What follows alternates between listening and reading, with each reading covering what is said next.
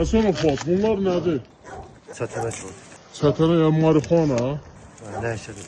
Filan vətəndaşı verdiği ünvandan götürün. Mənə deyilmişdi ki, oradakı kisədən götürəsiniz. Mən bunu götürdüm. Yerdə qalansa qaldı həmən ünvanda.